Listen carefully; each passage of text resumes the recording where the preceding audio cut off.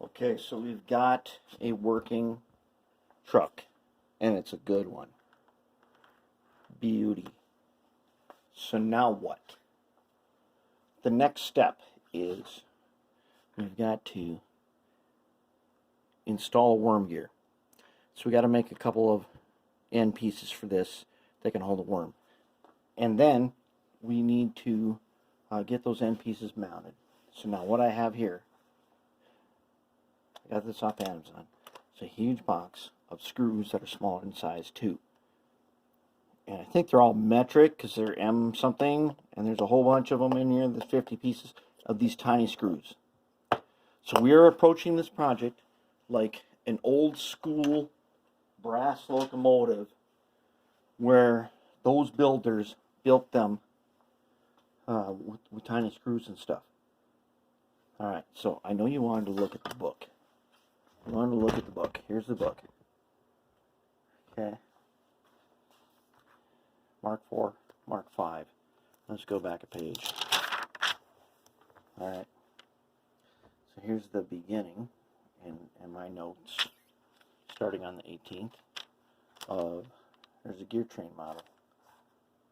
That is the model that I used from the Atlas C30-7 of how that gear train went, and that's how we got that guy right there, our Mark 1. Then our Mark 2, I made a bunch of measurements, and the Mark II, I don't remember exactly, it was okay, but it was not as good as the Mark 5. So we made a Mark 3 and a Mark 4, and now I got a pile of these guys from our previous efforts, which are good. But here is the general formula. Okay, I'm going to show you right now the general formula. Here's the general formula. Got 3 gears in a row. Got some measurements of their diameters, add them together, and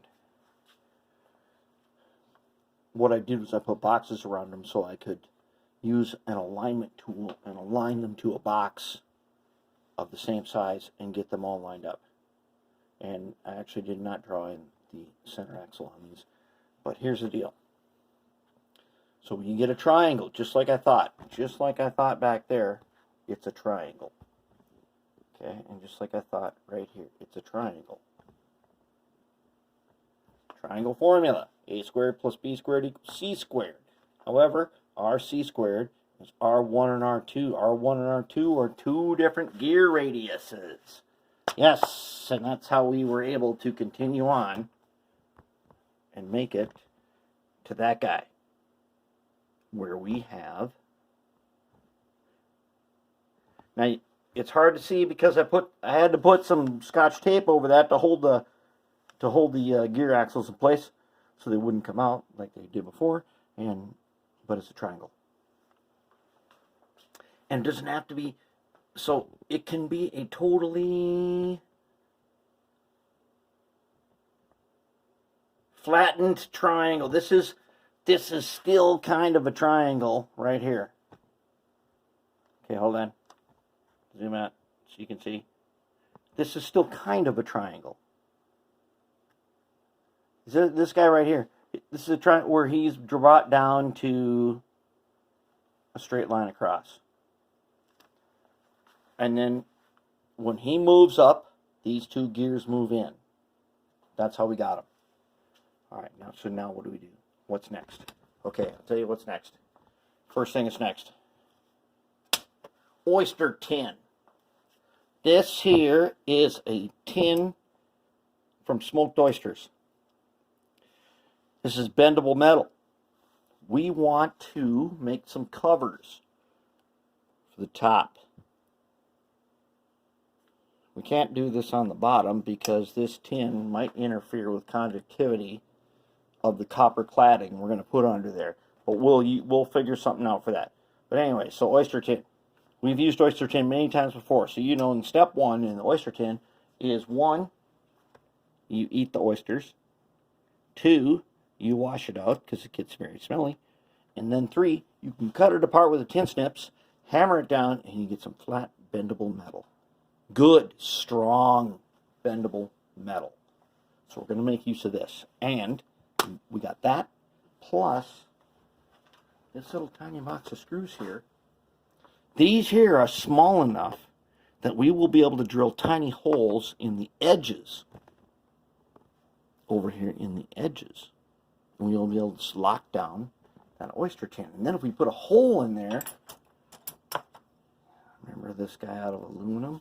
We were going to make a pin for this out of brass rod, which we are going to make a tiny pin here.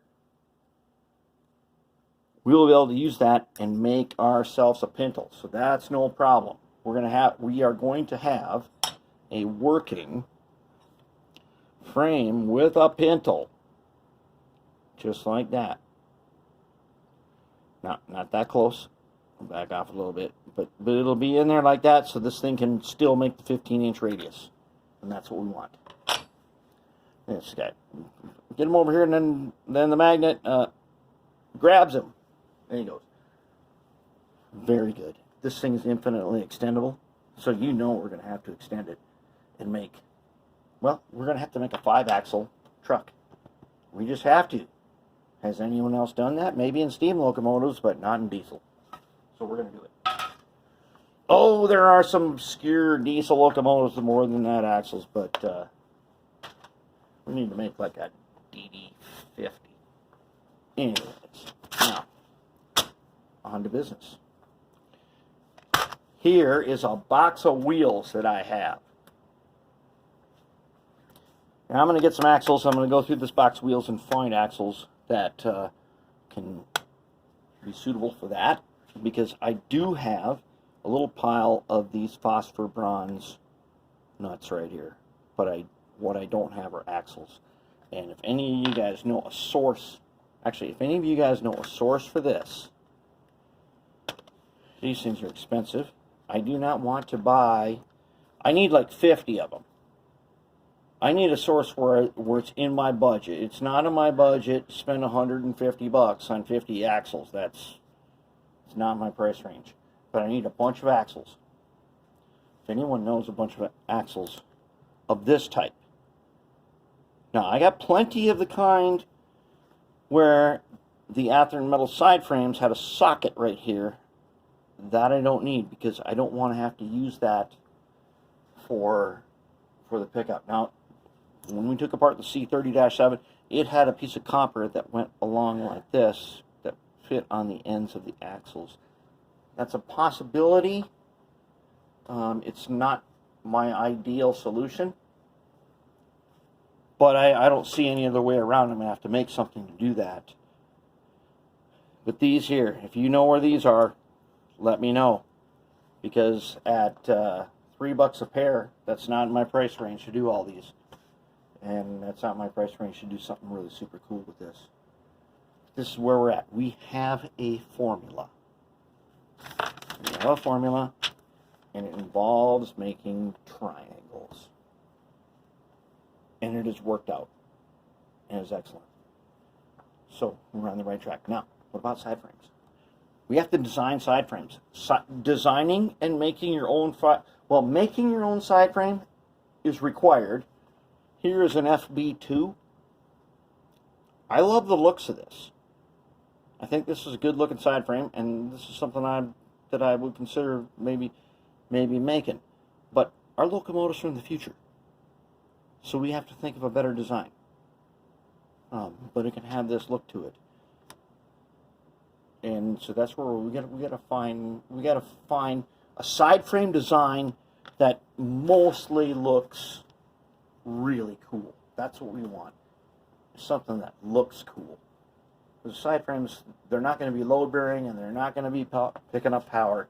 They have to look cool, and they have to have the features. They got to have brakes. So that's where we're at, and we're in good shape, because March 1st is coming up, and that is going to be the day where we got to get down to business and hit it hard. It's going to be 12 hours a day, every day, starting March 1st, until we get these guys done. All right. Leave your side frame, or leave your axle comments below. If anybody's got a huge stash of them, let me know. See what we can do. All right.